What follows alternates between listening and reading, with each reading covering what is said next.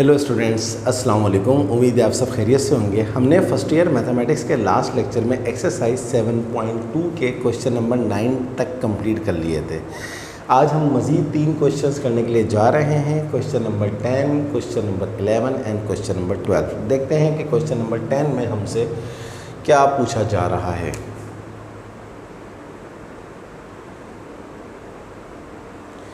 For out of 10 balls, 4 are red,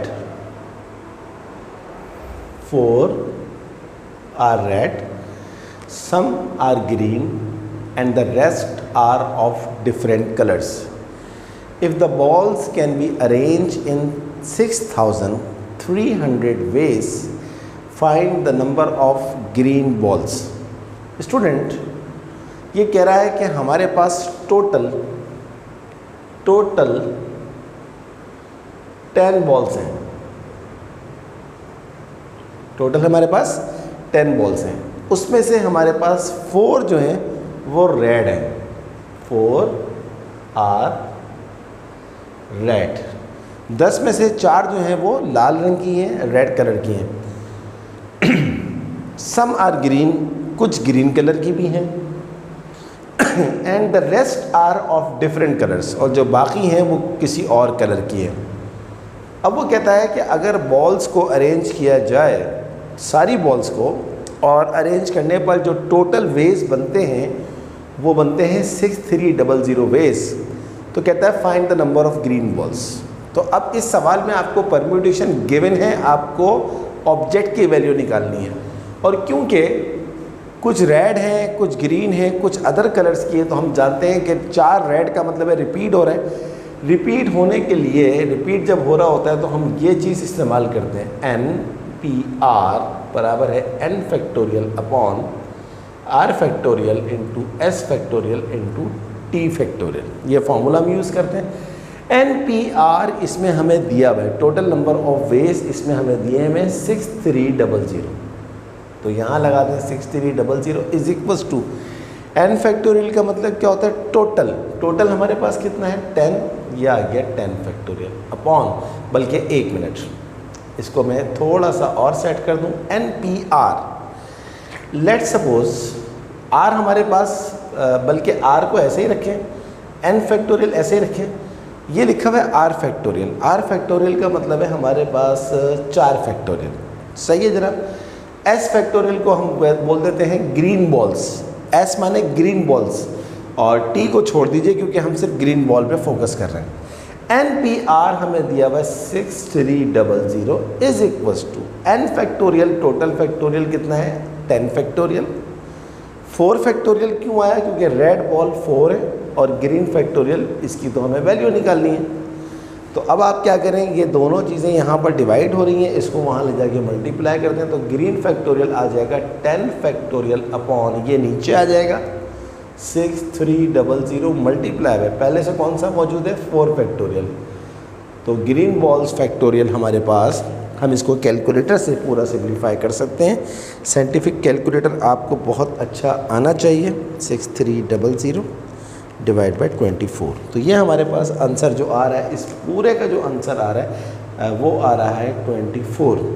अब आपको चाहिए नंबर ऑफ़ ग्रीन बॉल्स। जब तक फैक्टोरियल ख़त्म नहीं होगा नंबर ऑफ़ ग्रीन बॉल्स नहीं आएंगी। तो ग्रीन G फैक्टोरियल 24 को हम लिख सकते हैं 4 फैक्टोरियल, क्योंकि 4 फैक्टोरियल का मतलब क्या होता है 4 × 3 × 2 × 1, 4 3 = 12, 12 2 = 24, 24 1 = 24। अब देखें फैक्टोरियल से फैक्टोरियल कट गया तो ग्रीन हमारे पास आ गया 4।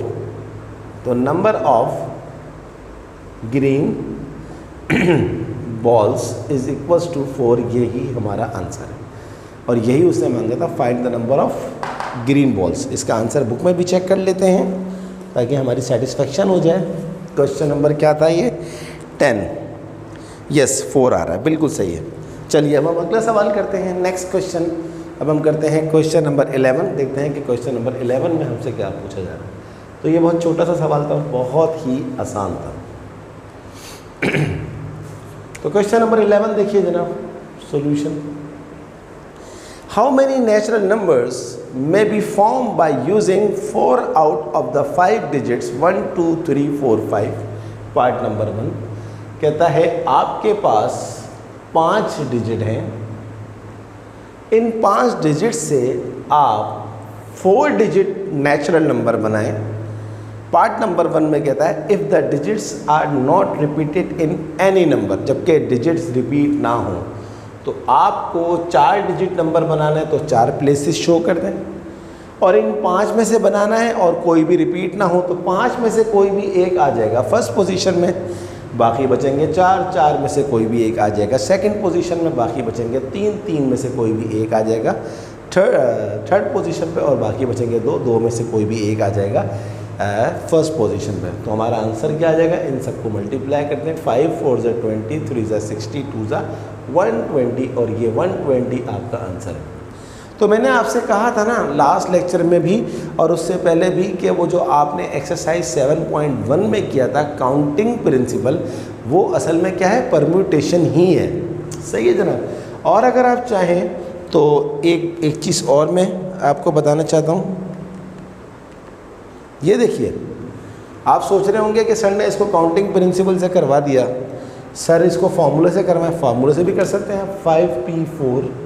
5P4 निकालेंगे तो तब भी 120 आएगा। तो असल में काउंटिंग प्रिंसिपल और परम्यूटेशन एक ही है, और मैं क्योंकि काउंटिंग प्रिंसिपल आपको करवा चुका हूं तो मैं आपको बस इस तरह करवा रहा हूं कि आपको समझ में ईजीली आ जाए, तो बात आसान हो जाती है। अब वो क्या कहता है पार्ट 2 में, इफ़ द डिजिट्स में बी रिपीटेड, अगर डिजिट्स रिपीट हों, यानी कि कोई भी डिजिट्स, अगर 2 है तो 2 भी आ सकता है, 5 है तो 5 भी आ सकता है, एंड सो ऑन। तो अब पहली पोजीशन पे 5 में से कोई भी एक आ सकता है। चूंकि डिजिट्स रिपीट हो रहे हैं तो फिर 5 में से कोई एक आ सकता है, फिर 5 में से कोई एक, फिर 5 में से कोई एक। तो 5 5 ज़ा 25, 25 5 ज़ा 125, 125 5 ज़ा 625 इज़ द आंसर, क्योंकि रिपीटिशन अलाउ हो गई है। अब बात करते हैं हम पार्ट 3 की। पार्ट 3 में क्या कहता है, if the digits are not repeated and begin with 2, digits repeat ना हो और स्टार्ट हो 2 से। तो अब स्टार्ट 2 से होने का मतलब है कि 2 फिक्स्ड हो गया, और फिक्स्ड वाले को हम लेते नहीं हैं। तो 5 में से 2 तो फिक्स्ड हो गया, तो अब इसके पास कितना बचा, 4 में से कोई एक आएगा, यहाँ पर 3 में से कोई एक आएगा, यहाँ पर 2 में से कोई एक आएगा। इसको तो मल्टीप्लाई नहीं करेंगे क्योंकि ये तो फिक्स्ड है। तो 4 3 ज़ा 12, 12 2 ज़ा 24, तो 24 इसका आंसर आ गया। नंबर 4 देखिए, नंबर 4 में क्या कहता है, if the digits are not repeated and end with 25 dash dash dash. अच्छा, इसको मैं यहाँ इस तरह लिख देता हूँ, कहीं आप सोचें कि यार मल्टीप्लाई कर रहे हैं, फिक्स वाला मल्टीप्लाई नहीं होता। अब वो कहता है डिजिट्स रिपीट भी नहीं हो रहे हैं और 25 पे एंड हो रहे हैं, तो 25, तो ये आपके पास हो गया फिक्स्ड, ये भी फिक्स्ड है और ये भी फिक्स्ड है। सही है जनाब। तो अब आपके पास रह गए खाली 2 पोजीशन, 5 में से 2 डिजिट तो यहाँ चले गए, तो टोटल बचे 3। तो पहले पे 3 में से कोई सा एक आ जाएगा, दूसरे में 2 में से कोई एक आ जाएगा। तो 3 2 ज़ा 6, दैट्स इट, 6 आपका आंसर आएगा। तो इस तरह आपके ये चारों पार्ट्स ख़त्म हो गए। कितना आसान सवाल था, आपने देखा। तो जनाब अब आपके पास क्या आंसर चेक कर लेते हैं। क्वेश्चन नंबर 11 का पहला पार्ट आ रहा है 120, दूसरा आ रहा है 625, तीसरा आ रहा है 24, चौथा आ रहा है 6, 100% करेक्ट। चलिए अब हम करते हैं क्वेश्चन नंबर 12, देखते हैं कि क्वेश्चन नंबर 12 में हमसे क्या पूछा जा रहा है। ये क्वेश्चन नंबर 12 काफ़ी दफ़ा एग्ज़ाम में आ चुका है और इतना आसान सवाल है, फ्री के नंबर होते हैं इस चैप्टर के, मैं समझता हूँ, अगर आपकी प्रैक्टिस बहुत अच्छी है। सॉल्यूशन क्वेश्चन नंबर 12,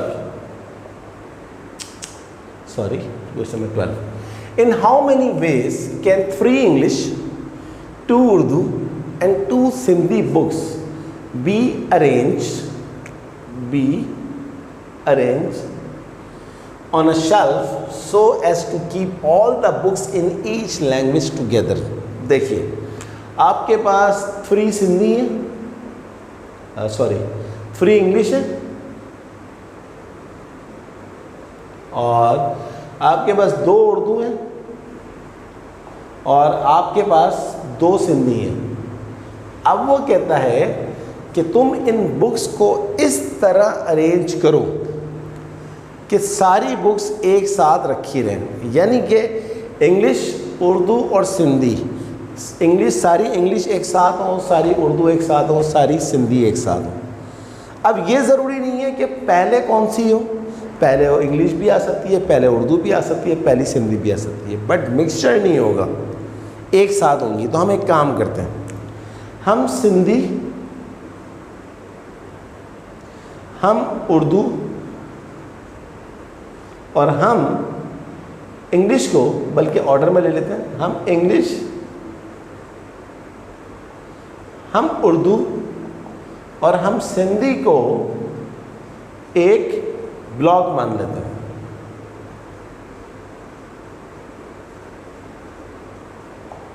हम इनको एक ब्लॉक मान लेते हैं कि जी ये एक ब्लॉक है, ये एक ब्लॉक है। इसमें क्या हो सकता है, इंग्लिश पहले आ सकता है, उर्दू पहले आ सकता है, सिंधी पहले आ सकता है, या सिंधी पहले आ जाए या उर्दू पहले आ जाए। सही है, तो ये एक ब्लॉक बन गया। तो ये ब्लॉक में टोटल कितनी चीज़ें हैं, 1 2 3, तो इसका आ गया आंसर 3 फैक्टोरियल।